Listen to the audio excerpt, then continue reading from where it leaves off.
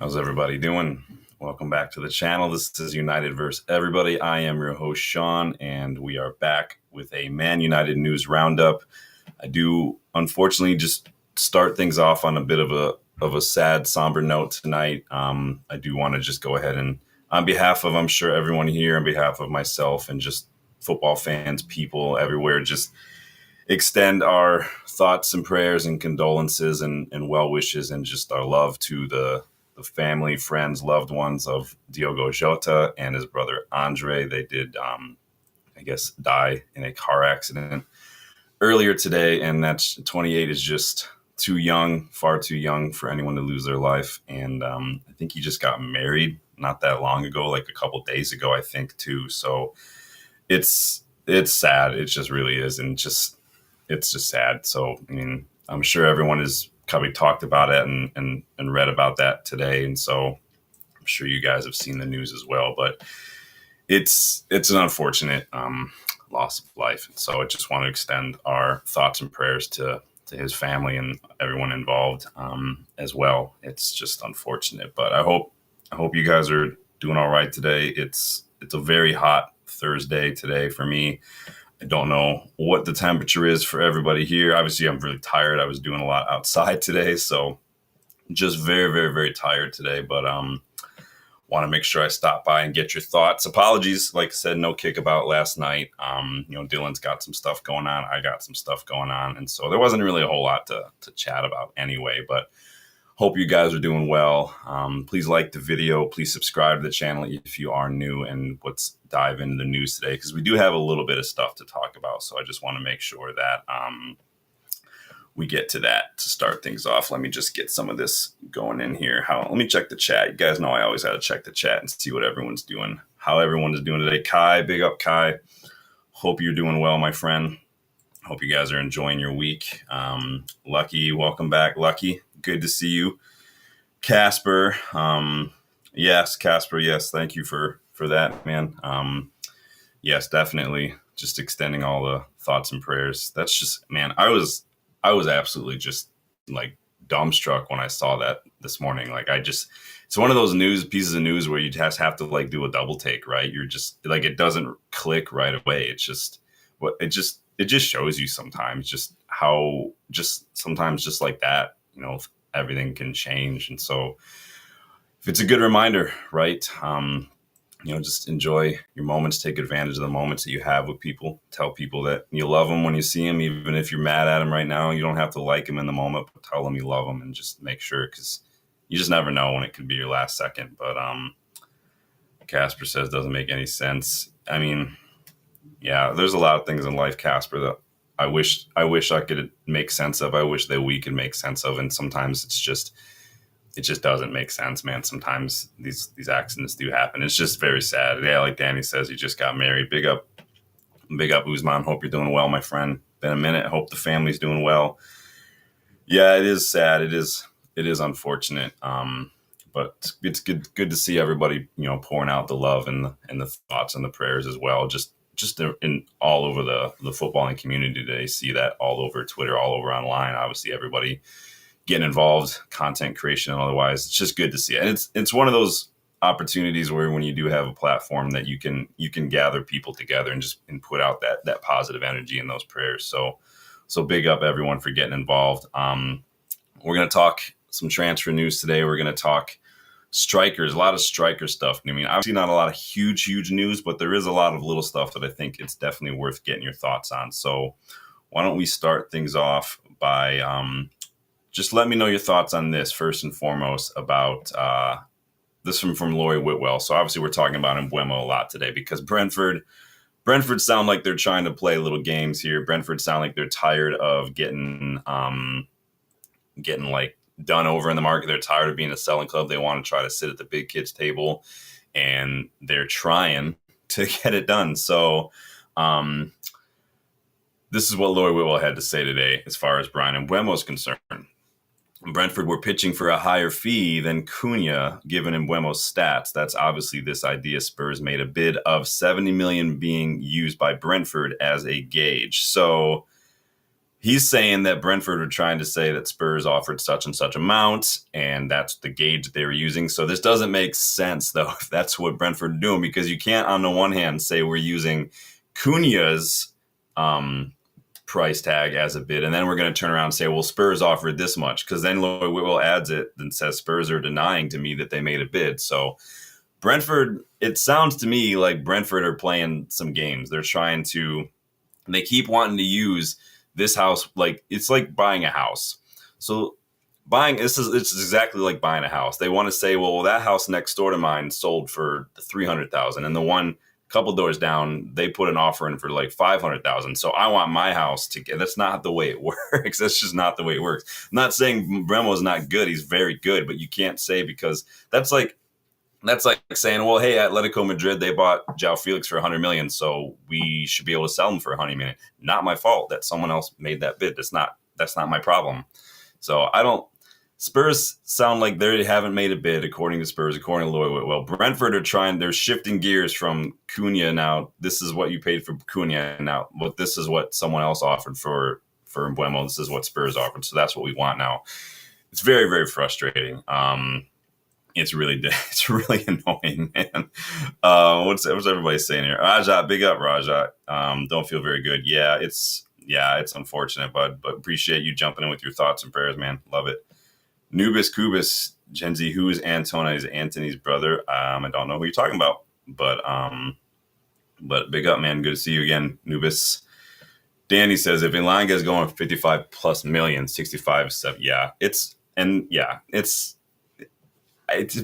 good. And Mbeumo is obviously worth a bit of money. Like he's roughly the same amount as Cunha, but I think United have their price right. We don't want to go over that price. I think that we are trying to get our spending under control. And honestly, the more and more that teams can just flat out refuse to just pay exorbitant amounts, the more and more we can cut down on the crazy transfer market that we've seen in the last decade. If the transfer market gets crazy because of the way people spend.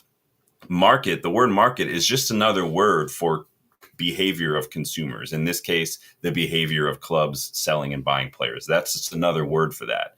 You can get a handle on it if you stop spending and that kind of stuff, and you stop behaving certain ways in the transfer market. Obviously, Brentford are entitled to do whatever they want, but it's like you have you literally have no basis for this. And now you're removing the goalposts, and it's just a little ridiculous. It's just like I said the other day, they're just being stubborn for the sake of doing it. And just the last second, they're changing the terms and stuff. And I'm like, what are you doing, man?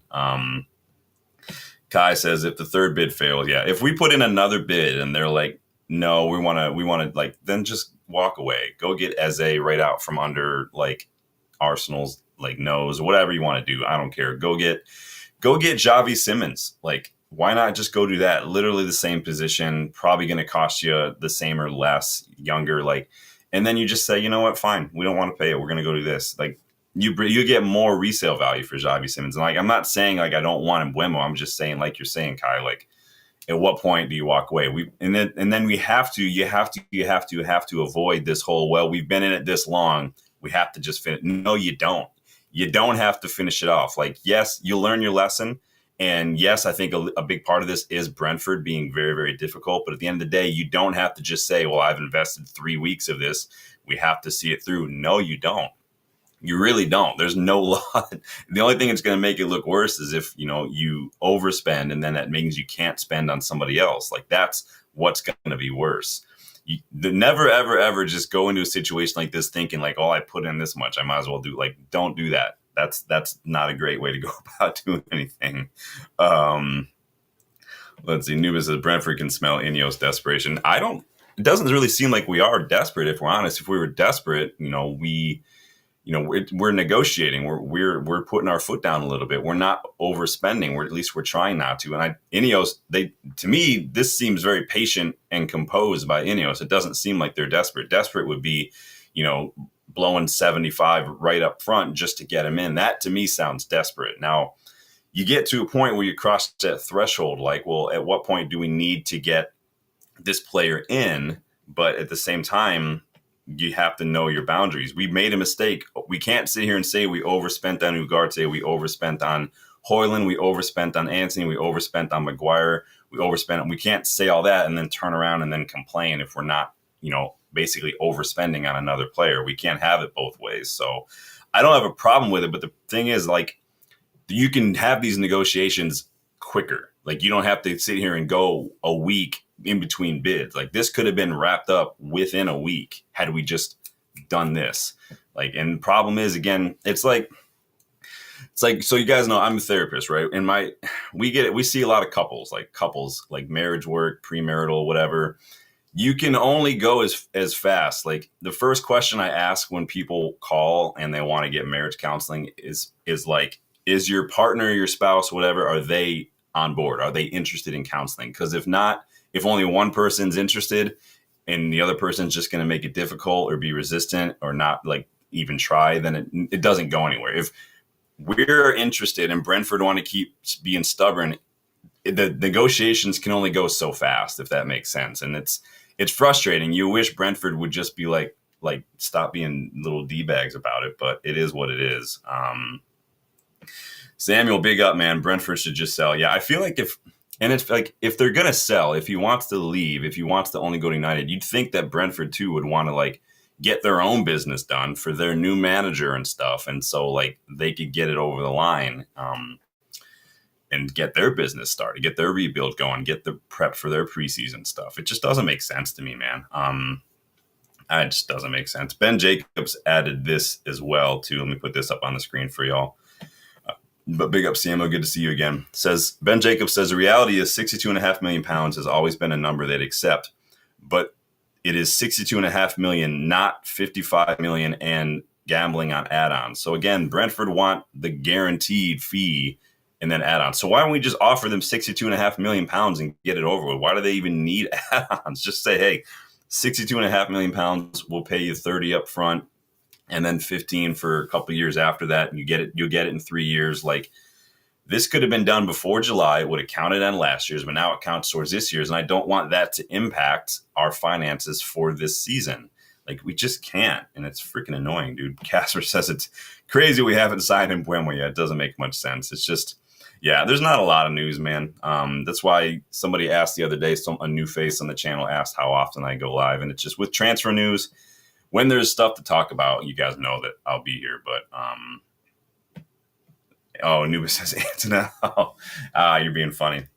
That's funny. No, I didn't even think about that. Told you, it's been a long day. I'm very, very tired. But no, big up, Nubis. No, you got me with that one, dude.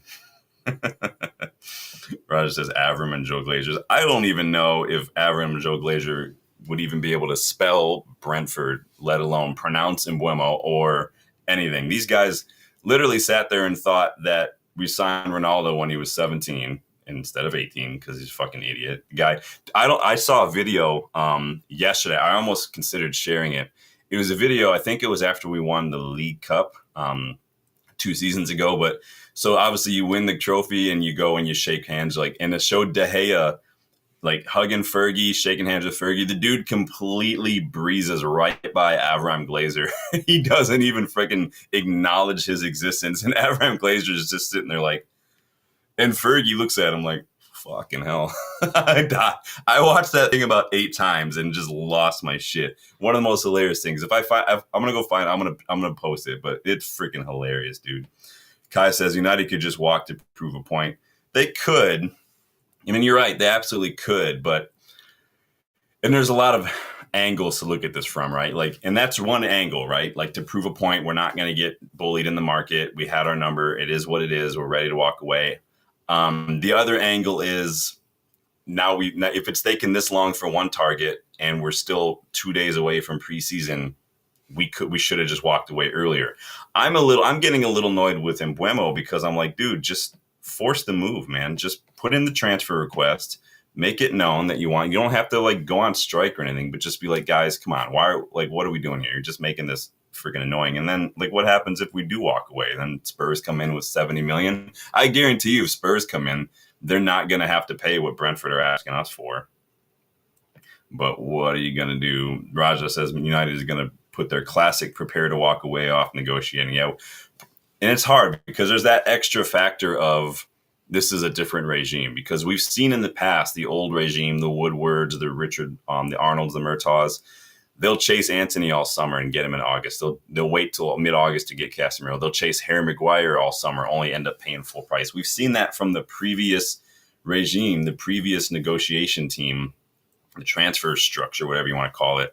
And so I'm still waiting to see. All we can do is look back on the last summer, and really, that almost doesn't even count, because we didn't have Barada and Ashworth, if you want to count that in, until July because of gardening leave. And so it's hard to even say what they did. Literally, the only thing we could look at is what we did later on, and it just is what it is.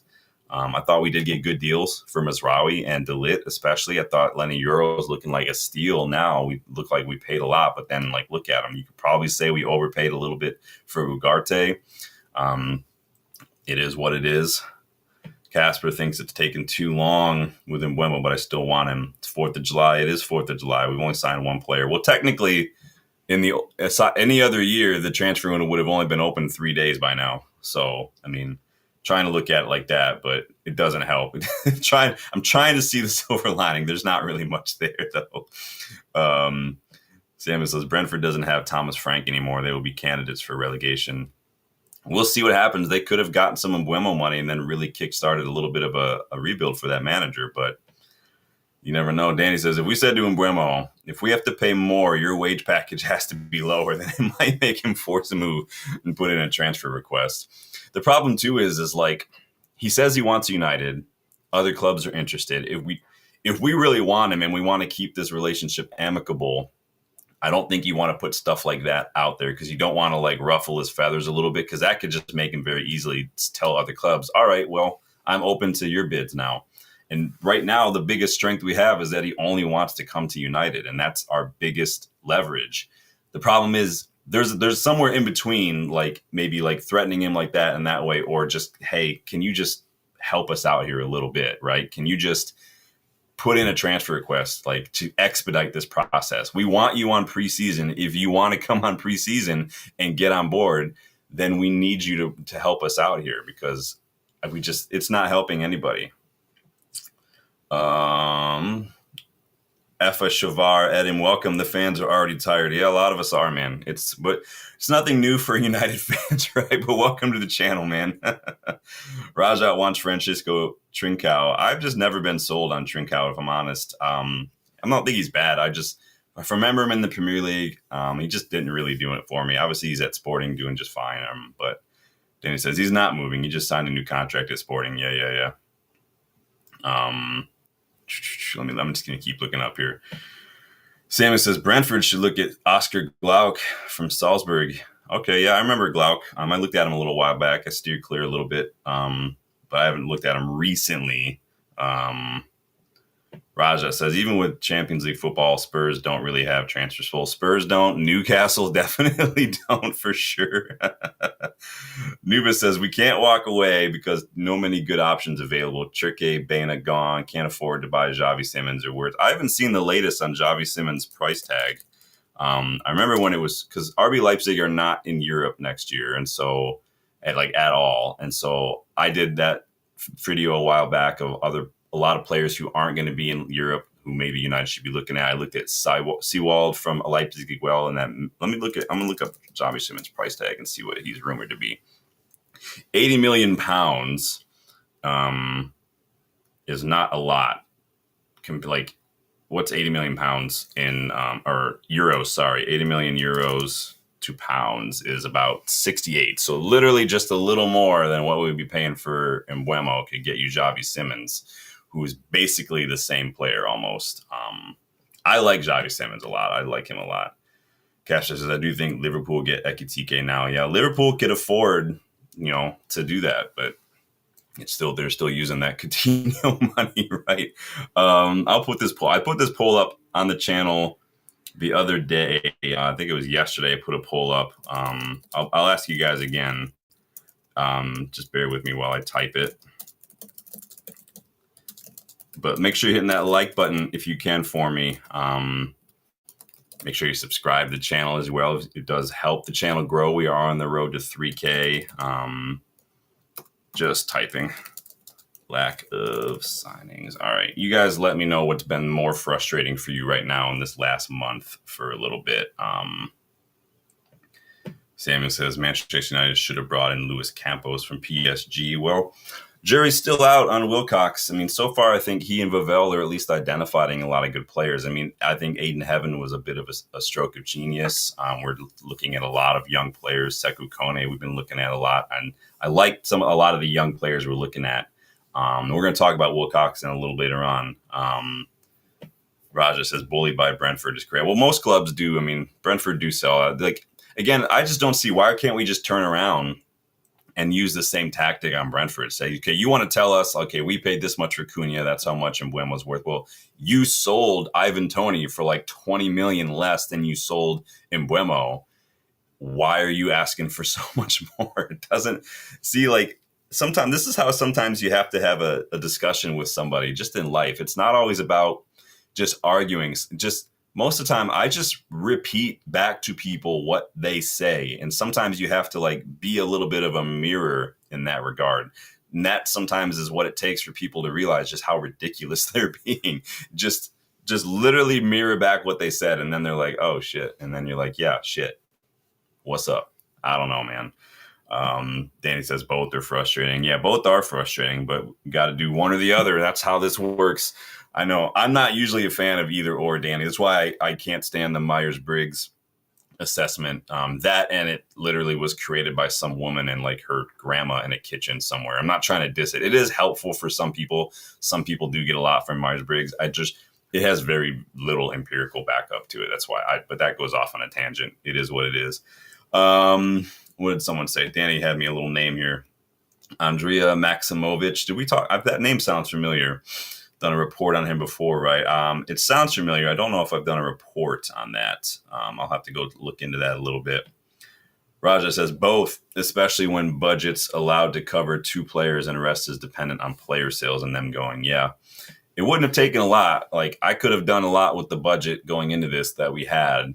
Get Jonathan David, get your midfielder, get your Bashali. You could have had all sorts of stuff. But you guys let me know what's been more frustrating for you, not signing players or not selling players. I'm going to move on to the next little bit of news. But yeah, it sounds to me like Brentford are they keep moving the goalposts. They keep playing these games. They keep changing their story up. They want to compare it to Cunha. Now they want to compare it to 70. And I'm going to be frustrated too if they're like, well, it's July now, and now we're getting into it. So we're running out of time to get our players. So we got to ask for a little bit more. We're running out of time because you guys kept nickel and diming us for the last 3 weeks on this bullshit. It's freaking annoying. And I'm pissed at United too. Just put your best offer in right up front. And then if that gets accepted or not, then move on. We could have had players in by now. It's fucking annoying, dude. Nubis wants to know if we rate Ibrahimov should be out on loan for his new season. I forget how old Ibrahimov is. We do talk a lot about the academy on this channel. If you are new, we've done a couple watch-alongs. I've done specific videos on players from the academy. There's one very early on when Ruben Amorim arrived, like players from the academy that he should be looking at. How old is Ibrahimov now? He's got to be 17, 18 now? Still very, very young. Yeah, he's only 17. So I think he's still fine to chill he just turned 17 too, 2 months ago. So I think we don't want to rush these players. I think some of them are probably ready for loans. But I think a lot of them are very, very good. I love the way our academy looks, man. A lot of them look really good. Cheeto looks good. You guys know Justin and I, when we were there in January, went to an FA Youth Cup game, got to watch Cheeto play. Dude's a fucking unit. Scanlon played that game too, very good. But I do rate Ibrahimov. He's very, very good. We have a lot of really good young players, and some of them are just like JJ Gabriel, Kid Messi. That dude's going to be an absolute baller with the right development and the right coaching. Dude's going to be an absolute star, an absolute superstar. I can see him getting into any first team literally by the time he's 18. There's very few players in the academy that I'm like, yeah, at 18, 17, 18, I can see you playing first team football. He's one of them. Cheeto's another one. He's very, very good. I like him a lot. Danny says kid is very impressive. Top player. Yeah. Sometimes it's hard to look up a lot of the very, very young players, Danny, because there's just not a whole lot of data out there for me to watch. And then I don't just get my info from like highlights on YouTube. I'm not saying that's where you get it. I know you watch a lot of footy as well, but it's hard when there's not a whole lot of raw data to look at for me to see, because a lot of that, especially at the academy level, there's just not statistics. Like you won't really find a whole lot of stats for like the U18s and stuff unless you go through and watch them all by match. So, but JJ Gabriel is the truth. Don't care what the question is. He is the truth. Everything else is a lie. Samuel says Ineos should get on straight away with building a new 150,000 seater stadium. Well, we got a 100,000 seater stadium coming on here shortly, but let's move here. Casper says, I wish Brentford wouldn't keep moving the goalpost. It's annoying. I mean, they're entitled to do what they want. I just think it's just freaking annoying, dude. Like, it's so annoying. Danny says, I just saw Atlanta's football, covered a video on him. Well, like I said, I will go look him up, see what I can find, and get back to you and see what I see. Where does he play, though? Let me look this up. This is what we do live, you guys. It's very interactive, these shows. Maximovic. Oops. Helps if you spell things right. This guy plays out in Serbia, huh? Interesting. All right, so he's playing first team football. No, that's all good. Yeah, I'll go look him up and see what I can find. You're not going to find a whole lot of percentiles for the Serbian league, but I'll see what I can find, man. He's 18. Looks good. There's a lot of really good young attacking midfielders out there. We've missed out on a couple of them already, though.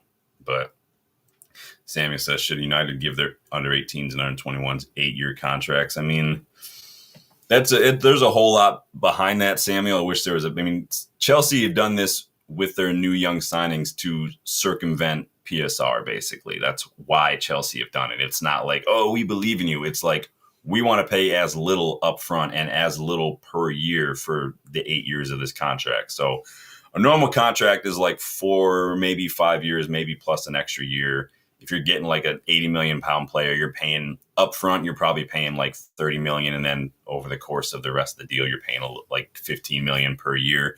Chelsea are like, no, 8 years, we're going to pay 10 million per year. So each year we only have to count 10 million against ourselves on PSR. And they didn't get busted for it because they started, finding a loophole, but now the rules are different. And so it's freaking annoying, but wouldn't be the first player we got from Red Star Belgrade that was an absolute baller. So trivia if you know who I'm talking about. So let's move on to strikers a little bit because we got a little bit of striker news today. I want your guys' thoughts on. Get involved in that poll too as we keep on going because it's a kind of an overarching theme going into this window. Everybody, we wanted to clear the deadwood. We wanted to sign players. Sometimes to strengthen, you have to subtract, addition by subtraction. Like I've said before, it's like firing a bow and arrow. You got to go backwards to go forward sometimes, and that's what rebuilds are all about. But getting a lot of these personalities that are just not rowing in the same direction as the club is trying to is very key. And we know that that's something Amorim sets out to do. He did it at Sporting. One of the first things he did was we're trying to get a handle on this dressing room. We're trying to make sure we got the personalities that are on board, that are selfless, that are willing to work. And if you're not rowing in the same direction, you're getting pushed out the raft. That's the way it works. So Ben Jacobs claims that Manchester United have a clear idea now that Rasmus Højlund is more likely to depart than he is to stay. And they're looking for a new number 9 after locking up this Mbeumo deal. So it sounds, we've gotten all this word in recent weeks. Inter Milan were interested in a loan, maybe with an option. United were holding out for a minimum amount because of PSR. Then we got news that we only wanted a full sale or he was going to stay. But now Ben Jacobs is claiming that if you had to lean one way between Højlund staying or leaving, that it's looking more and more likely that he will leave this summer instead of staying, which is unfortunate. We didn't want it to go that way. Obviously, Højlund's played a role this season, has not been good season. He might just be burnt out. Maybe he's just like, maybe the league isn't working. Maybe he doesn't want to be. And I don't know. But if he's listening to offers, if people are making offers, then that means he's open to it. No smoke without fire. But very, very interesting stuff, man. Castro says he doesn't want Ollie Watkins. Well, we're ready to talk about Ollie Watkins, so get your thoughts in on Ollie Watkins. Yeah, I saw that Jonathan David could be going to Juventus. That's a bummer. He's such a good player.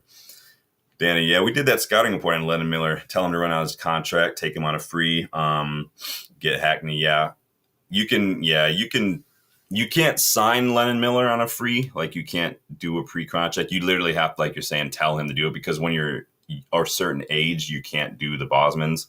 I think it's like 20. It's either 21 or 23. I don't remember off the top of my head. But you can't, like, players. But nowadays, like, why even have that rule, right? You just, like, you could talk to everybody behind closed doors or whatever. You reach out feelers. That's how you even know that players are interested in leaving. And just, I wouldn't have a problem with that. I mean, he's not going to cost that much. And if it's a difference between getting him now and maybe risk having to get into some sort of war later on, I'd say get him now, time to a contract. And then if he's too young, loan him out, loan him to championship side or something and let him get minutes. I don't have a problem with that. I'd like to see us do that more often. It's not like this impossible skeezy thing to do just to get a young player now, instead of having to, like, maybe risk and get him, maybe seeing someone else snatch him up like City did with Nippon, and just loan him back out. It's not that difficult to do. Liverpool just did it with Mamardashvili, and he was like 23. I don't get it, man. It's ridiculous. Like, it just seems like we're very, like, we don't know the full rules. It's like using your phone for just making phone calls and not like texting or browsing internet or using apps for anything, or FootMob or any of that stuff. And just like, nope, this is a phone. It's just like giving my grandmother a smartphone. She's just going to make phone calls with it. It's like, that's how we go into a transfer market. Nope, we only do sales. We only do purchases. We only do one at a time. Like, you can get creative. There are free agents out there. There are, like, these pre-contract agreements you can do. You can buy a young player, loan them back out for the season, like send Lamens. Why not go do that? You know, if it doesn't work out in a year, you know what you got. Like, it's just, there are so many things you could do in the transfer window that United just don't do. And I don't know if it's because we're incompetent. I don't know if it's like we just have this weird self-imposed sense of propriety. Like, no, we don't want to do those kind of things. I just don't get it. It, like, we pay people a lot of money and salary to handle these transfers and come up with ways to do this. And they're failing. And I said, the only thing I said going into this window was, let's get the bulk of our business done before the preseason tour. And it's not working. So when it comes time to do this rating transfer window video at the end of summer and expectations, Ineos are going to come out with a low grade, man. Danny, yeah, if we sell Højlund, we have to have two strikers. The only way I see this working is if, we can rotate Xerxes in, Cunha, and Mbeumo. I mean, all three can play striker. Then they have. It's not like they haven't filled in, and they can do it adequately. Xerxes was a striker, like, as much as he wants to call himself a 9.5. But so I don't think we're as light. The problem is just, again, we already needed a striker when Højlund was here because we always are only strikers. So we just have better players now. And so it opens things up a little bit. But I hear you. I for sure hear you. I don't see them, like, I wouldn't buy Cunha or Mbeumo thinking like, yeah, that's our 9. But they can do the job if they need to, in a pinch at least. But this is also, Danny, why I want the 3-5-2. Pack the midfield. If we don't get a midfielder and we lack the physicality, just add another body. And you've got runners up front. But it is what it is. What you going to do? K7, welcome back, man. Good to see you. Hope you're doing well. Let's see what we got here. Just want to catch up on this thing. K7 says, this guy even reading the comments? I do read the comments, but I can't. If I stop in between every sentence to read the comments, the show is going to last like 2 hours. So it is what it is. K7 says, bro, have you tried to find out why the club is doing business like it does? I mean, if you could tell me how anyone finds that business out without having some sort of connection to the club, I'm all ears. All we can do is kind of speculate, look at what we're doing, looking at the PSR situation and stuff. It is frustrating, though. I mean, if that's what you're hinting at, like, chasing one player for 3 weeks without, like, at least on the surface, like, whatever, looking like we're doing multiple. And then we've done this at United for years. I don't understand why it's just one player at a time. But chasing Mbeumo for this long, Brentford keeps shifting the goalposts. Well, you paid this much for Cunha, we want that much. Now it's like, oh, well, Spurs offered this much. Now we want this much. Like, Brentford are not helping matters at all, which is starting to get on my fucking nerves. I'd like Mbeumo to maybe push a little bit more on his side, but, that's a delicate kind of situation. You don't want to ruffle his feathers, but you want it to be known, like, hey, if you, like, we're putting a lot of this time and effort into you. Like, I need to see a little, like, good faith on your side too. But he's already told clubs he wants to go to United, and that's it. That's why we're doing this. But at some point, where's that line, right? Gamer TV, welcome back.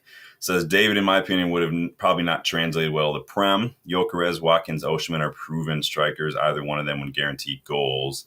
Though my ship has sailed with Gyökeres. Yeah, Gyökeres is a lot of people's ships have sailed. Welcome back, Gamer TV, though. Good to see you. But Ben Jacobs also reckons that United like Ollie Watkins, as you guys are talking about Watkins, but he does add that, again, on Højlund, any moves in the striker market are going to depend on what happens with Højlund. And the price that I'm seeing right now, 60 million, coming from a couple different sources today for Ollie Watkins, is an absolute piss take. If I'm not paying 40 million for Emi Martinez, I'm not paying 60 million for Ollie Watkins. That's ridiculous. 29-year-old striker was not clearly in the main plans. I mean, for Villa, they signed all these other attackers and they still had you there. Yeah, you scored a buckets of goals. I get it, but you're like, it's ridiculous. I saw in that I think it was David McCall in the Mirror. He claimed that United are not going to pay that much given how old he is. You're paying 60 million. You're never going to see that money ever again, like ever again. And it's one thing to bring in, like, some people are like, well, we paid this much for 29-year-old Robin van Persie.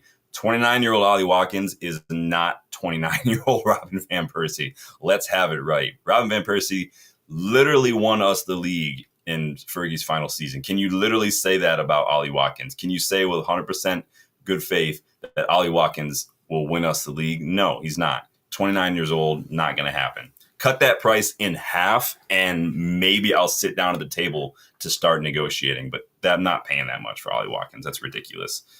Freaking ridiculous, man. Like, it's just dumb, dude.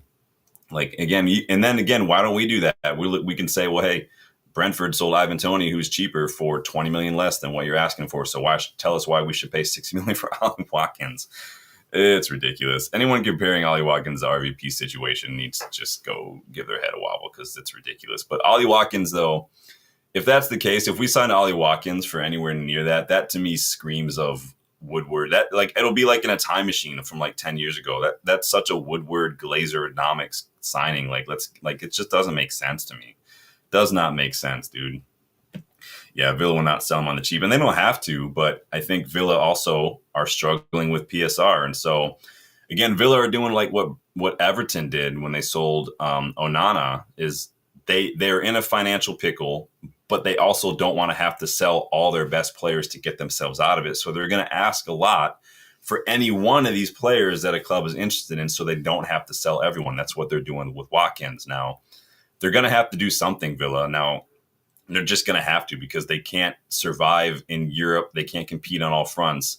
They lost a lot of the loan players they signed. They're struggling with financially PSR stuff. They're going to have to do something, or else it's going to be a rough season for them. And so I'm surprised they haven't gotten a little more creative than they have, but I'm not a Villa fan, so I really couldn't care less personally. So, yeah, Casper, it is a little bit ridiculous. Yeah, Danny, that's about what I'm thinking. It's 30 million tops. I'm not saying, this isn't me saying Ollie Watkins is a bad player. This is not me saying that, but he's definitely not he does not move the needle in terms of, yeah, this helps us top four. This helps us challenge for a trophy. That's not the vibe I get. If we got like Ekitike and Ollie Watkins, or like Liam Delap and Ollie Watkins, the two of them in rotation maybe could have worked, but he's not, like, he can't just be the only striker. It's not going to happen. Chris Coopsy, welcome back. Ollie Watkins sounds like a brand of cat food. Nice. It is a very English football name. I don't have cats, so I don't know what cat food sounds like. My dogs are on prescription food, so there's this very long, boring prescription dog food name.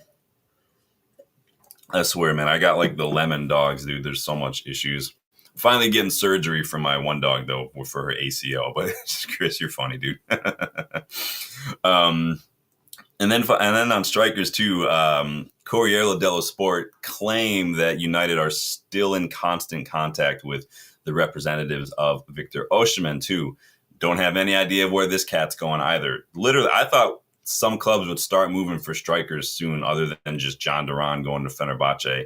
I thought for sure we'd see something. I mean, João Pedro, yeah, I mean, you don't really count that. And Liam Delap, cool. But, I mean, that's, again, we can't look at Chelsea as any sort of measuring stick. I don't even pay that close attention to a whole lot of what Chelsea were doing. other than the prices that they're paying, because they're setting the market for what we should be asking for players. If they're getting Jamie Gittins for what, 50, 55 million, that's the bare minimum we should be asking for Garnacho.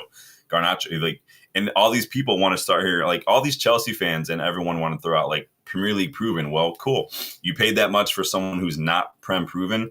Garnacho is. Puskás winner, like really good season. Attitude is shit. Young, cheap wages, 50K a week. He should be worth, like, all things being equal, like if you're not looking at attitude and stuff, if they take aside the attitude stuff, Garnacho realistic would go for like 65, 70 million in a normal market right now, considering his age and his cheap wages and what he brings and stuff. Like, but it is what we need to get some of these players gone. It's just going to help. But what are you going to do here? What's everyone saying? K7 says, what I can say is that Wilcox is a new structure, but they're having the same negotiation issues as in the past. The common denominator is the Glazers. I don't really know how involved, honestly, the Glazers are, because Sir Jim, we're told a long time ago, Sir Jim and Ineos are basically making the footballing decisions. I think Joel Glazer was kind of wanting to be a little bit more involved in terms of just a board role or whatever. I don't think Avram really knows anything. Honestly, the guy looks like a fucking testicle, but I don't know how involved they actually are. And I don't know how involved they're allowed to be at this point. But we will see. I say that because I just don't know personally, but I know they know fuck all about footy, dude, for real. Finances have been allocated from the Glazers. I don't know. I thought there was that thing that they weren't allowed to take dividends for a certain amount of years. Remember, we talked about that a while ago on one of our exclusive videos, how to get them out of the club. You have to look back. That was several months ago. Because there are a few ways that they could be forced from the club. It would take a little bit of interesting, creative finagling. And one of the things that we covered in that video is that the Glazers have the power to define what a dividend is. And so technically they can take dividends, but by changing the definition of what that is on paper, that is within their power. And so it's freaking weird, man. They're fucking criminals. They need to be I don't know how they haven't been forced to sell the club, man. Somebody finds some dirt on them someplace, please, so we can just force them out like Abramovich got kicked out. There's got to be dirt. You don't get to be that rich and make all these shady stuff without having some freaking skeletons in the closet. Somebody find it. We'll start a GoFundMe. Someone go for some private investigator. Chris says 60 million sterling. Yeah, I mean, you have to get something for Garnacho. And it's got to be comparative to what Chelsea are spending. Because Chelsea, I mean, we got that rumor the other day that, we're like, what we're offering for these players is like ruining the market. And it was some Newcastle journalist complaining about it. And I'm like, get fucked, dude. We're not doing anything. Go look at how much City spent on Jack Grealish and tell me who's not screwing the market. Like, let's be honest, dude. Go get fucked for real. K7 says the football budget is given by the owners, and the majority owners, the Glazers. Well, the footballing budget isn't. Footballing budget is dictated by PSR. Because it doesn't matter how rich you are as an owner, PSR is going to be hinging upon the fact that we paid to sack Ashworth, paid to sack Ten Hag, paid to bring in Amorim. We can't sell players. We're buying a lot of players. We have very limited money, so it doesn't matter how rich you are. Like, the budget is going to be set by PSR. That's why we are in a situation where we really need to sell some players. But I hear you. Danny says, I have a feeling Al Nassr make a bid for Garnacho and he joins Ronaldo over there. Well, we did see that rumor the other week after Ronaldo signed his new contract that he gets a say-so in transfers. And I'm like, dude, please take Casemiro, take Garnacho. You guys can you and your little mini-me can hang out and do all sorts of shit. You can practice, bicycle kicks all day until the cows come home. I really don't care. I just need them out of the club so we can go buy some more players. I don't care. Take Onana with you, please. Take everybody with you. Gamer TV says, whenever Orange Team puts out an exclusive, I get a mini heart attacks. I started to think we might lowball Brentford and then have to move on. Well, supposedly we've had a couple bids already rejected, right? We had that 45 million plus 10 and then like a 55 million plus 10. And like I said, we started today with the news that, Bournemouth or Brentford want guaranteed 62.5 million. That's not like without add-ons. So that's the fee that they want. And so it's just a matter of doing that, man. We should have just went in a little more early on, and maybe we could have avoided all this. But you never know. If Brentford are going to play these kind of games, you never really know what's going to happen. So Danny says 80 million Garnacho, Onana, Casemiro, Tripadillo. Yeah, get it done, dude. Danny, go apply, man. Get the job done, dude. Sticking with strikers and people using prices for other players to dictate the market. Ben Jacobs reports that United feel maybe they could use Gyökeres's price tag and this crazy release clause and stuff to put pressure on Leipzig to maybe lower their asking price. Oh, sorry, Arsenal could put pressure on that to maybe lower their asking price for Benjamin Sesko. Ben Jacobs does still feel that Gyökeres could still join United. He does say that it's more about playing in the Premier League than anything. So whether that's with Arsenal or not, he would prefer to play Champions League as well, which obviously we can't offer because we screwed the pooch the final fucking match of the season. But if Sporting lower their price, though, and because they've got that weird release clause right now, I guess it's not a release clause. Remember, we talked about this the other day, if you guys don't know. So July 1st activated this weird clause in Gyökeres' contract where if Sporting receive any offers of at least £51.5 million and they refuse it, they have to pay 10% of that to Gyökeres' agent, which is the weirdest fucking topsy-turvy clause I've ever heard of in a contract. I don't get that at all. But that's the thing. Like, it could maybe put pressure on Leipzig as well, because Leipzig are not in Europe. They're going to be struggling financially. Maybe that could force them to lower their price. Arsenal really want Sesko supportedly. Maybe we just let Arsenal do the work for us when it comes to setting the price as far as Gyökeres and what that concerns. Could not tell you what's happening there. It's freaking weird. Lucky says Anthony should be going for 26 million. Let's hope so, man. We need to get Anthony. Like, literally, we have 4 wingers we need to get out of the club, like, immediately. 4 and 2 of which we paid a combined like 180 million for. The other 2 are academy products. We could probably get close to 100 million for combined. Like, it's a bust, man. It's fucking annoying. Gary Bell, welcome. No, United want to drop feed money. Maybe, yeah. Shahid, welcome. What news, Garnacho? Not a ton of news. Honestly, I haven't seen a ton of news on Garnacho. I thought for sure we would see some players sold at least by now. I have no idea what's going on in that regard, but maybe some of these clubs that have been in the Club World Cup have just been focusing on that. I mean, there are players who have agreed to move to clubs that are still with their old clubs because they're playing at the Club World Cup. I would hate that. I wouldn't want a player that I spent a lot of money on potentially getting injured when he's not with us. Like, it's just, it doesn't make sense. Like Mastantuono, he's still a liver plate right now. Like, I would be not happy if I were Real Madrid, man. Gamer says, Betsy's better not take the piss here. They have money. Pay up. Yeah. Like, that's the thing. Like, you just sold two players. We know how much you sold them for. We know all that shit. Like, we know how much money you have. If you really want Anthony, quit coming to us hat in hand and just pay the money. If you want him to lower his wages, tell him to lower his wages. Don't look at us. That's not our problem. That's your problem. You knew what his wages were. We already helped you out when we loaned him, and he helped you do really well. He got to a fucking final, if you want to call it a final, but he's probably one of your best players. You guys voted him your MVP. So, like, pony up. It's not that difficult. I'm sick and tired of clubs pleading poverty whenever it's United or demanding more whenever United show up, man. It's fucking ridiculous. So I'm sticking a little bit with strikers, kind of, but sort of moving on. Some of you guys were talking about Jonathan David. So that looks like that's done deal. Juventus all wrapped up.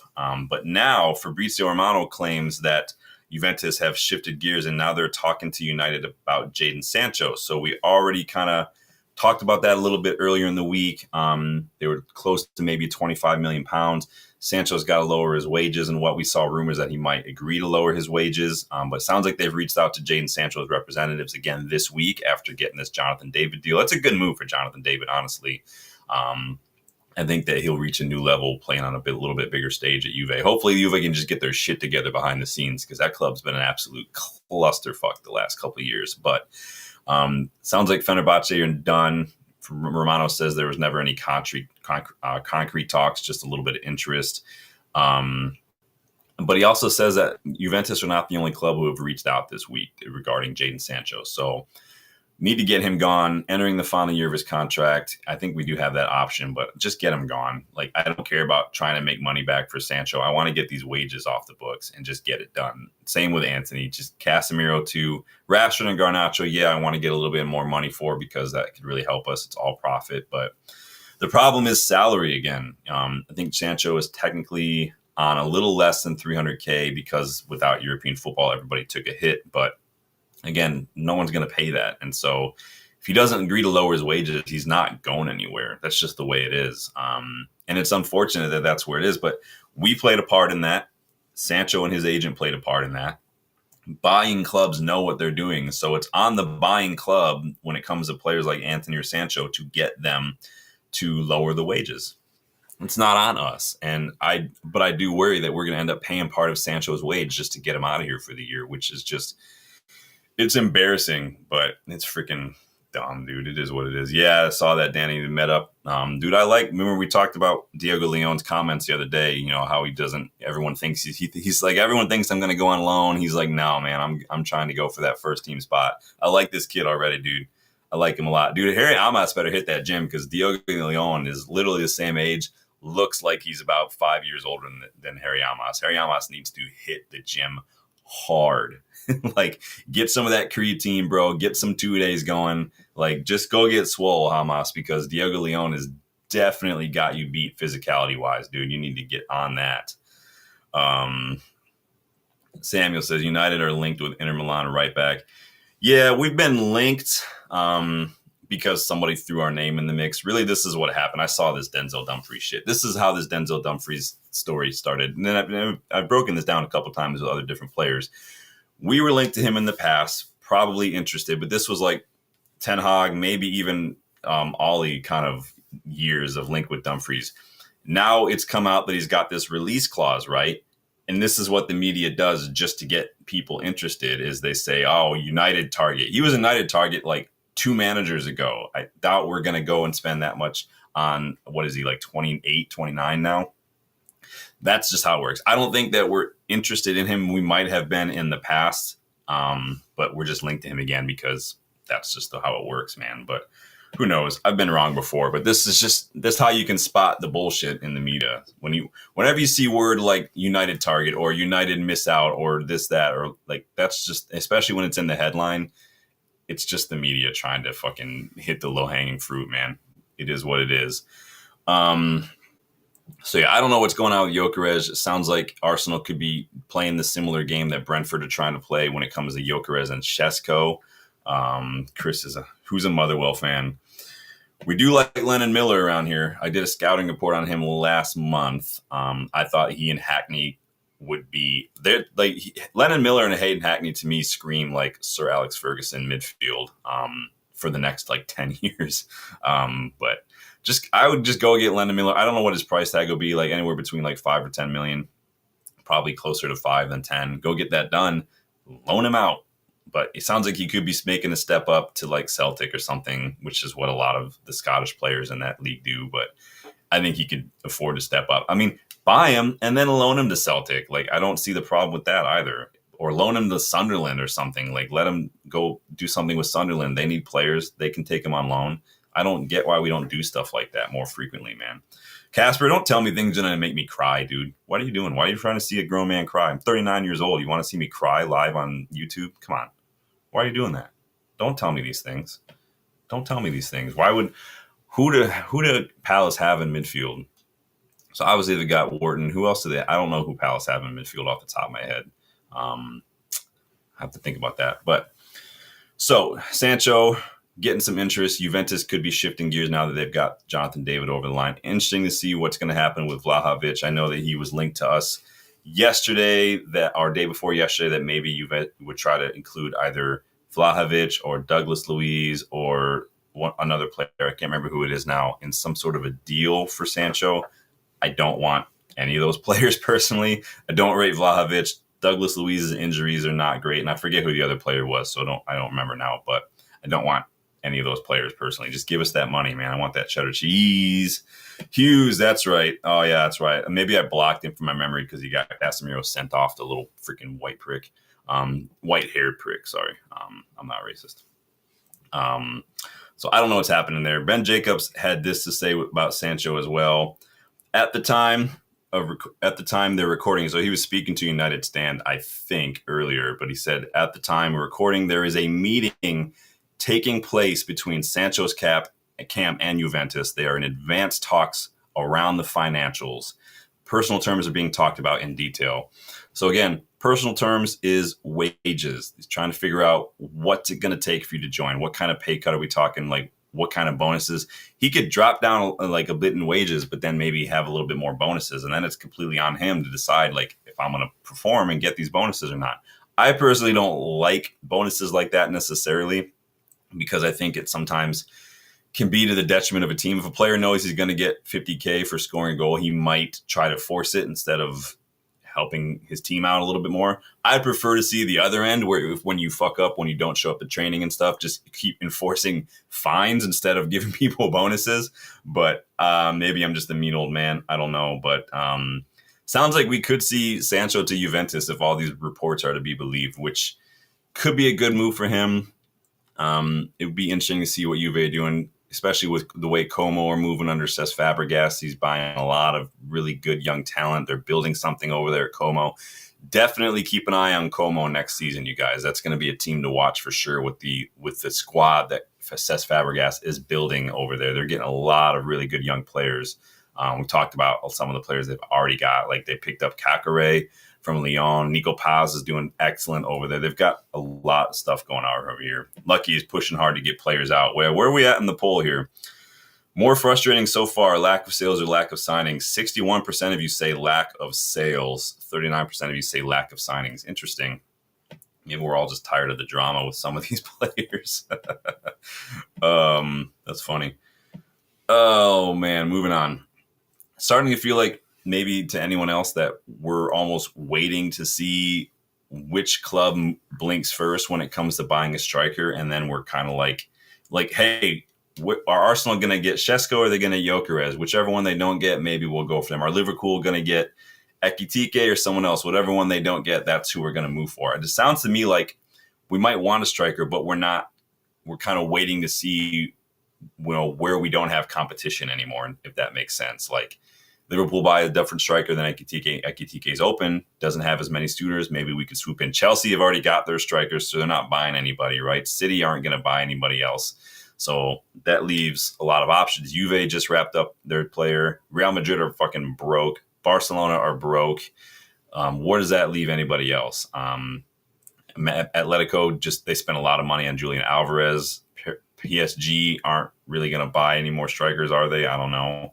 We'll see what happens with Kolo Muani and Gonçalo Ramos. So some people want Gonçalo Ramos still. At Benfica, he was a baller, but what you going to do?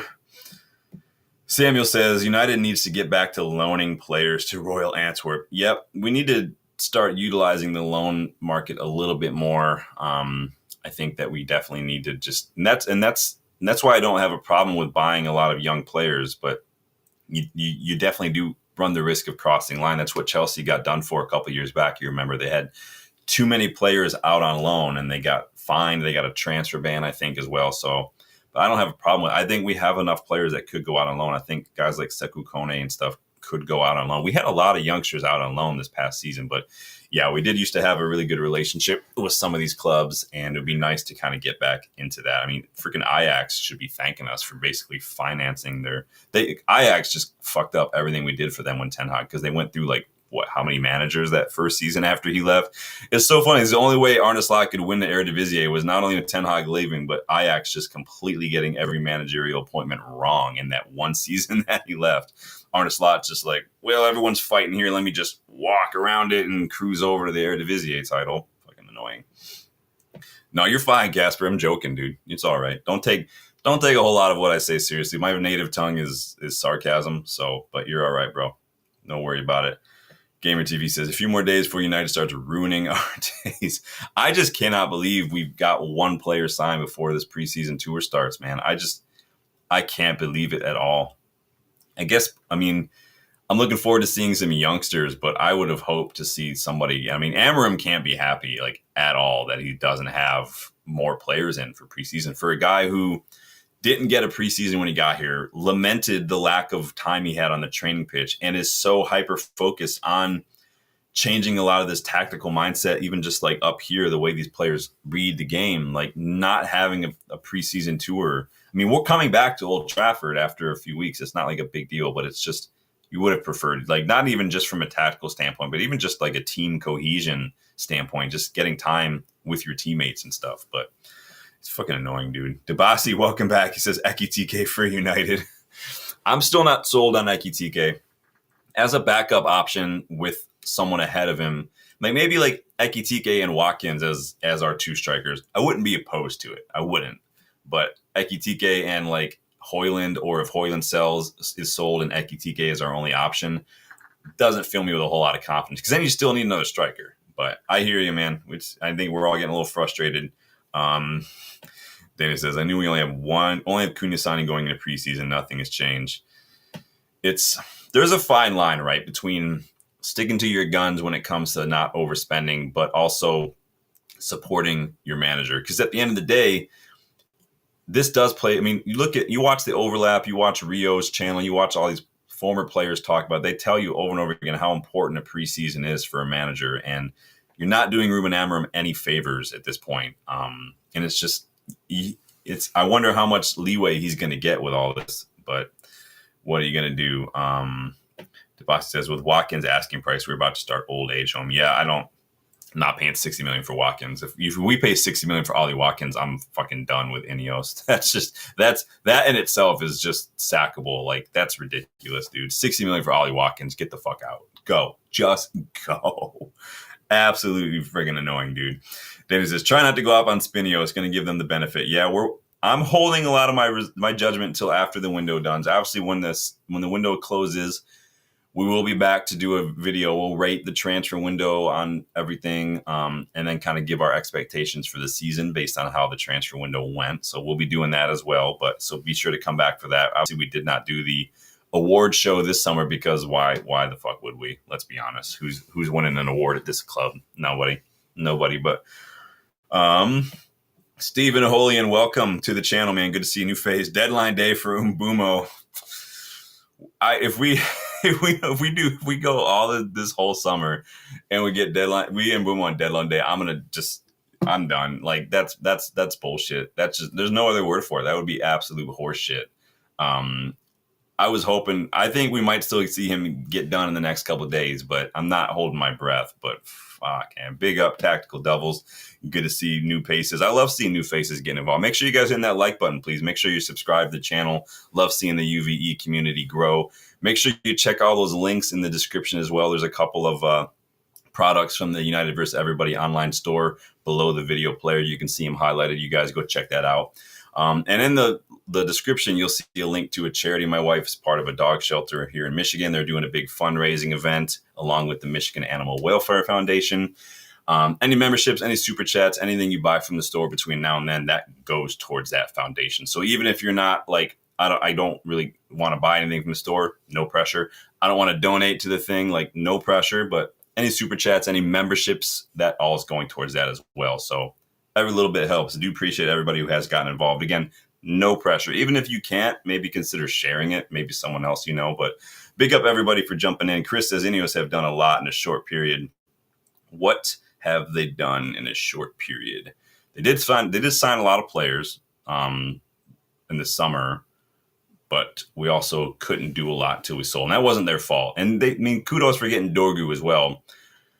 We'll see yet. I'm still, like I said, that last summer, it wasn't even like fully in Ineos yet because we couldn't get Barada and like Ashworth in until like July because of gardening leave. So there wasn't a whole lot of time for them to do anything. They had to get caught up to speed because you're really not allowed to work on stuff. But I hear you, man.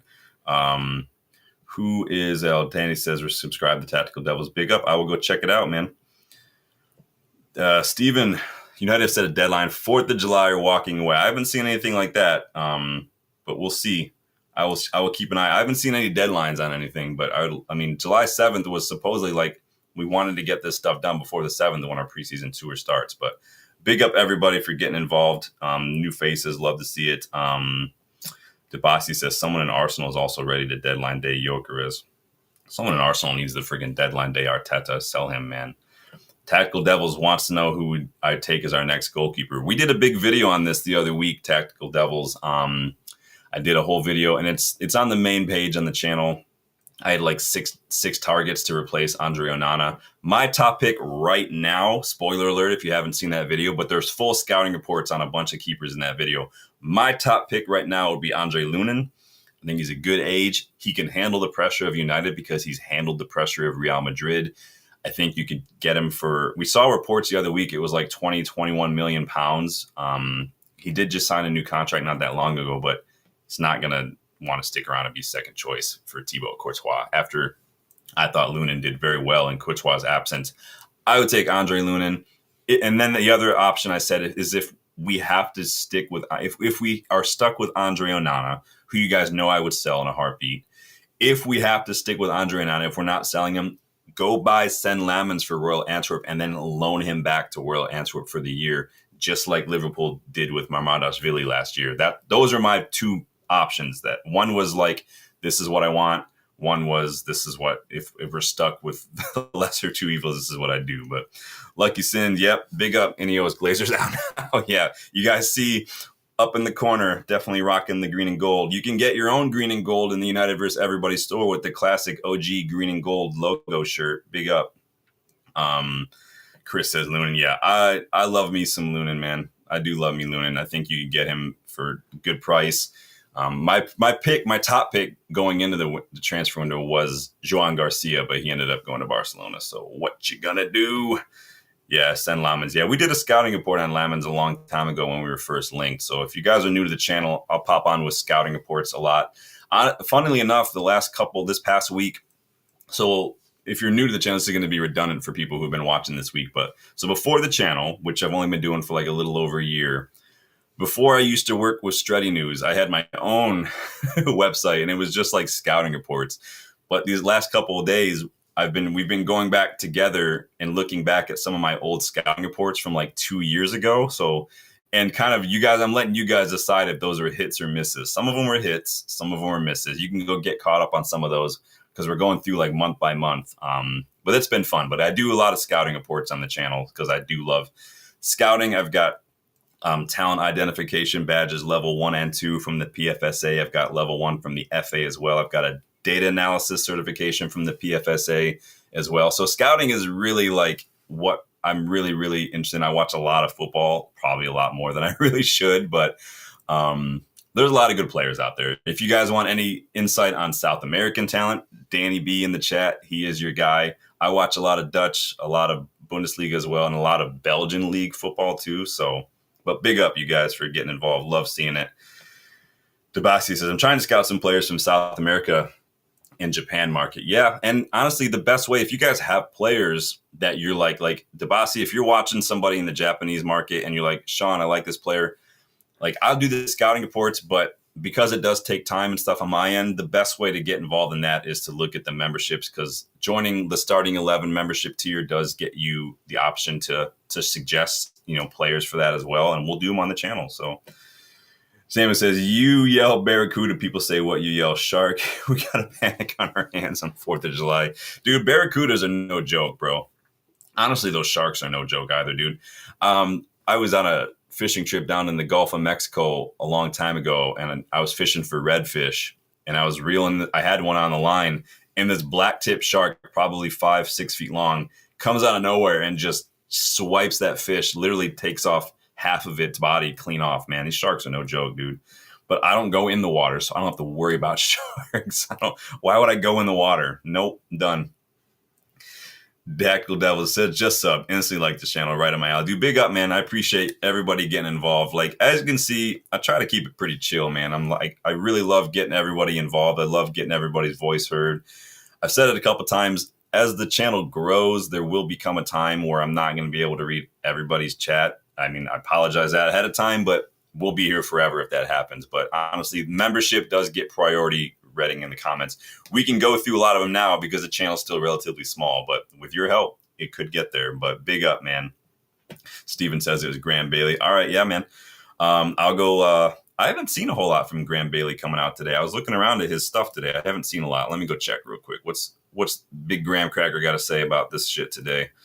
Graham Bailey. Was that on his Twitter? Or was that on was he speaking to somebody? Don't see much. Kudus maybe going to Spurs. I don't see anything. Let me know where he said that. I don't see anything yet. But big up, you guys. Chris, what position is Lennon? He's a central midfielder, my guy. Very good central midfielder. I like him a lot. Casper says, yeah, the window hasn't been open long. We need to get Mbeumo done. Yeah, we need to get it done. I'd like to get it. I mean, I'm still holding out hope that we can get it done today or tomorrow. I was really hoping to see some sort of news today. It just seems like every day it's just a third bid could be coming. United are doing the talks are still ongoing, man. It's freaking it's redundant. And that's why I don't do a video every single day, because I don't want to talk about the same shit every single day. I respect you guys' time too much for me to just try to squeeze every ounce of viewership hours and likes out of the same freaking rumor from 2 days ago. So, but we'll see what happens there, you guys. Make sure you get involved in that poll before I get going. We got one last piece of news to wrap up here real quick. So this is coming from Lori Whitwell as well, but apparently we got a little bit of a shakeup going on in the academy. So Lori Whitwell has had this to say. Jason Wilcox has instructed Man United's academy teams to prioritize developing individual talent over adopting the first team's back three formation. So this is interesting. Now, I've seen a lot of people reading a little too much into this. Some people are kind of taking a really weird route and saying, does this mean they don't have full faith in Ruben Amorim because that's the system? Because if you've watched the academy, they don't only play a back three, but they play a back three enough to make it seem like they're trying to implement it. It's like they shift between the back three and the back four in either half, or depending on who's fit and stuff. But we have seen him do that. Wilcox goes through a lot of these games. If you watch any of them on MUTV, you'll see he's there usually with Fletcher. Amorim has been in a couple of these matches as well. But I don't dislike, prioritizing individual talent and development, because it is key. You want to make sure these players also have a consistent environment, consistent coaching situation, because coach turnover does impact individual development. There's a statistical correlation there. If you guys want to learn more, you can read this book behind me, Edge by Ben Littleton. I got time for Ben Littleton. I've got a couple books back there by him, but pretty interesting stuff. But what do you guys make of that? Let me put back on the screen here for you guys. What do you guys make of some of this talk? Wilcox getting involved. We got a lot of academy shakeups recently. We lost a couple coaches. We lost our academy director, Nick Cox. We're replacing him soon. He's sticking around to help us with the transition. A lot of academy players could be on the cusp of loans. Some of them, we just released a couple of them for free, like a half a dozen or so a couple weeks ago. Their contracts ran out. One of them was a goalkeeper who made the first team squad for a couple matches this year. I think there was Europa League matches. So Gracic, I think was his name. But what would you guys prioritize in there? Would you want us to stick to the system, the back three, or do you think that it's more focused on focusing more on the individuals and their development? You think that's more important? Maybe I could go put that in a poll for you guys. Let me end that poll. So 65% of you are not happy with the lack of sales right now. So let me put this in the poll real quick. Prioritize individual development or back three system development. Back three. All right. You guys let me know what you think in the poll. Get your thoughts in there. Let me get caught up on this chat. Tactical Devil says, check out Enzo Bernescia at Villa Valencia. A lot of people talk about him. I thought he was, because he's at Villa, right? Is he on loan? Closest thing to Sanderberg out there. Well, I think Hackney might have something to say about that. I can't talk about the other player at Club Brugge that I can't speak of anymore because we're not going to be getting him. But again, you're gonna make me cry if I have to talk about him anymore. Lucky is all about Anthony Rashford, yeah, get yourself a club world. Yeah. If Rashford wants to play in the World Cup, he needs to find himself a move, man, for real. Tactical Devil says, makes sense to prioritize individual development rather than system. We're not Ajax. It's, you can almost go, I think a good argument could be made for either, honestly, because I think you can do both personally. And it just depends on the coaching that you have. Because I think that you can work on individual development within a given system and vice versa. I don't see why it has to be either or personally. But I'm not Jason Wilcox, so he's got to have a reason for this. Maybe with the amount of young players we're looking at, there's a reason that we're looking at them. Maybe we want to make sure we're cultivating and nurturing those reasons, i.e. individual characteristics and whatnot. But Sam says waiting for United signing players is like waiting for a train to come at a slow pace. Yeah. Danny says 3-5-2. 3-5-2 is the dream, Danny. We wouldn't even have to almost sign a striker. We wouldn't have to sign a expensive one because you just throw Cunha and Mbeumo up top. Pack that midfield with bodies if we can't pack it with like quality quite yet because of finances, and then you're good to go. I think I like the 3-5-2 a lot. I think it's a good system. I think if we don't sign midfielders, I think it does make up for the lack of physicality midfield again by just adding another body. When you don't have physicality, a midfield two it's really hard, especially when you've got Casemiro back there, Mainu, who can't really stay fit, and he's really got to up his physicality, and he's still very young. Ugarte lacks the ball progression we need. Bruno is having to do too much in that midfield pivot, and you do lose a bit. Maybe we'll see a shift now with Mbeumo and Cunha. If we get Cunha, who knows this point, but fuck, man. Castro says, I think we'll stick with the same system, to be honest, and you can see us sticking with the same. Yeah. I think in the first team, yeah, we'll do that, but I think the academy, the academy is very different. There's, it is more about at that level developing players, even from a young age. Like I have an F license with UEFA, and it's just at a young age, at like 4s and 5s, like it's not even about like scoring goals or anything. It's just about comfort, getting comfortable with the ball at your feet at that age. Like here in America, especially compared to other countries where football is very, very like top priority list for a lot of players, like it's literally their only way out of poverty. Sometimes we like the amount of hours that players in other countries get on the ball by the time they're like 20 compared to the amount of hours like American players get on the ball by the 20 is just, there's no comparison. We're way behind. That's why the U.S. men's national team is not great. Even though we did win last night against Guatemala and the other night against Costa Rica. A lot of people going crazy for our keeper Freeze. I don't know what they were watching because he had a couple of saves in the shootout. Fair play. But over the 90 minutes, he was god-awful.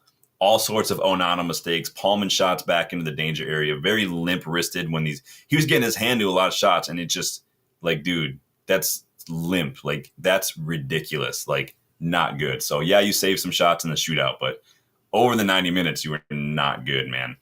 Lucky wants to loan Collier. I think we throw Collier in some money at Middlesbrough for Hayden Hackney, and you've got yourself an excellent midfielder for not very much money personally, but what you going to do? What are you guys saying here in the poll? Let me look up here. So 78% of you so far say development, 22 say back three. Yeah, I don't think you have to necessarily sacrifice one or the other personally, but this is just the news coming out from Lloyd Whitwell today. Sticking with the academy-ish, I know you guys probably saw. So Romano, Ornstein all said that Newcastle today have submitted a 50 million plus 5 million extra add-on bid for Anthony Elanga, former academy graduate from United. And that bid is currently being considered by Forest. We do have a sell-on clause, and now we've talked about that before when the first bids came in. And the sell-on clause, I want to say it's like 15%, so that would see us land maybe like 8, 9, 10 million pounds from if Anthony Elanga moves, which is probably why Forest are holding out for a little bit more because they're not going to get all of it. Which is fine, so basically you almost got to look at it like maybe it knocks like 8, 9 million off the Mbeumo price when you look at all things being equal, right? Like we can pay a little bit more, but with that Anthony Elanga cash coming in, it's cool. It's like you got your DoorDash, but then you found $5 in your pants pocket and you're like, oh, cool, DoorDash only cost me like $6 instead of $12. Awesome math. It's just science. It's math. It's how it works. But on that note, Rashford needs to take note because Newcastle are willing to pay 55 million for Elanga, and no one wants to pay 40 million for you, bro. Like, I'm not trying to be mean. I'm not trying to put you out there like that, but like, it's not just on the pitch stuff that's gonna appeal to a lot of clubs. They look at your behavior, they look at the drama, they look at all the issues that you had, they look at the ups and downs, the trajectory and the form. That's all playing into it, man. And your attitude has been shit for years, dude. Just look at the kind of shit you're doing. Just unsanctioned interviews, like just not good stuff from an optics standpoint. This says a lot about you as well, as a not only as a footballer, but just as a person too. I'm not trying to judge or make it some sort of character assassination, but clubs look at that stuff. Look at the way Elanga is just working, dude. And look at what you've done since you've got that contract. You need to humble yourself, Marcus, swallow your pride, take yourself a pay cut, spend the next 5 years of your career at this level working hard. You could have a good career. You should have stayed at Aston Villa if you wanted to be a guaranteed spot in the World Cup, because you would have started. You were doing very well. They were in Europe. You should have just done that, but you didn't want to. You thought you could just hold out. You thought you had a decent run in Villa, scored a couple goals, and Barca were going to come knocking on your door. That's just not the way it works out. Humble yourself and just like have a little bit of self-awareness, dude. It's not that difficult. Stop doing bullshit interviews like you did on YouTube a couple weeks ago. Like, it's freaking annoying, man. Oy. Sorry, went on a little bit of rant there. Tactical Devil says, easier to sell players and generate money if they're not drilled in just one system. Yeah, it's also easier to sell them when we don't give them 300 grand a week in wages too, which has been the biggest issue. I hear you. I totally hear you. But the problem for us over the years has always been how much we pay these players. Every player that's left for free has been on crazy wages these last couple of years, man. Martial, Varane, De Gea, Casemiro is going to run out his contract. We're struggling to move Rashford. We're struggling to move Anthony. We're struggling to move Sancho. We can't get rid of anybody. Like, it's just the way it is. You'd think that Garnacho, if there were clubs that were interested, they would have bought him by now. He's on cheap wages. He's young. He's doing pretty well. He's just got a shit attitude. And so we shoot ourselves in the foot when we give out these contracts, man. Like, and it's like there's no like foresight at all. Like, again, the Sancho situation, that was only going to go one of two ways. He does well, and you have to up his contract after 2 years to like 350K or whatever, or he does what he has done and flops, and now you're stuck with him on 300K a week and no one can afford him, and you're loaning him out and you're paying part of his wages, and you're doing that over and over again, and that's it. There's like, whoever's in charge of these negotiations should be freaking fired on the spot. Casper said, I think Rashford to Newcastle will be a good move for him. He's in Champions League. Well, Rashford wants to play on the left, although he's a striker now, according to him. So again, he's twerking for Barcelona. I've said many times, even before that interview, the only position he's ever going to play at Barcelona is striker. And he's not going to play striker because he's not a striker. He can sit here and twerk all he wants to and say, oh, I see myself as a 9 now, a little more mature, and I want to play with Lamine Yamal. Hopefully we'll see. Like, dude, you might as well just give in the interview wearing a Barcelona jersey for that matter. Like, come on, what are we doing? Freaking. But humble yourself, dude. Seriously. Humble yourself. You're not going to oust Rafinha or Lamar. You're not going to oust any of these cats. But who plays on the left for Newcastle? That's Anthony Gordon. They need a right winger at Newcastle, or someone who can play on the right and maybe do it. Because who's on the right over there? What's his face? Forget his name now. He probably scored against us because who the fuck hasn't? But let me see what you guys say in this poll. 82% of you say development, 18% say back three. All right, big up. So Castro says, yeah, he wants Barcelona. Yeah, that's his dream. But dude, there's a reason they call it a dream. But we'll see what happens. But that is going to do it for me tonight, you guys. That was a really fun stream. I thought that was really good conversation, really good chat, really good insight from everybody. A lot of new faces too, which I really love to see. I love seeing the channel grow. Check out a lot of the other videos. Season 2 of What If finished up a couple weeks ago. You can go get caught up on all those What If episodes. Take a look at some of the exclusive, all the different playlists and everything. And if you want to get caught up on our scouting reports from 2 years ago, that has its own playlist now too. But keep a lookout, you guys. Make sure you're hitting that notification bell to make sure you don't miss out on anything. Make sure you like the video. Make sure you subscribe to the channel if you are new. Check the memberships. Check all the links in the description. You can get $5 off. There's a code in there for GoGoalShop if you don't want to spend 130 pounds or on official club merch, you don't want to help out the Glazers, GoGoalShop has a lot of legit jerseys. There's a $5 off code if you use that code to register. Go check that out as well. Links in there for Fubo, Fanatics, Kit Bag, all that stuff is in there, you guys, that hook me up because I want to hook you up. But yeah, Danny, I will go check out Tactical Devils as well, you guys. But I appreciate everybody jumping in, getting involved. I'll let you guys go enjoy your night. And if there's news, obviously we'll be back to talk about it. But until then, you guys stay cool, stay fresh, enjoy it. Tactical Devils, we will end on one more question. Do you trust Dorgu at left wing back, or would you sign a new left wing back? We've talked about that a couple times. Dorgu, Amos, Leon as our left wing back options don't fill me with 100% confident. I'm really gonna have to see what Dorgu does with a preseason, because he has looked good, but he's still very young. It's only because of his age that I question that. I go back and forth on it. If there was a cheap option out there, someone experienced, I wouldn't say no to it, but I just don't think it's top of my priority list, if that makes sense. I did throw out an option a couple weeks ago when I did that video on players who aren't in Europe. There is an option there from a championship club who just missed out on promotion, so go check that out if you want to see one of my possible options. But good question, you guys. Take it easy. Thanks again, you guys, for stopping by. Enjoy your night, and I will see you guys on the next one. Later.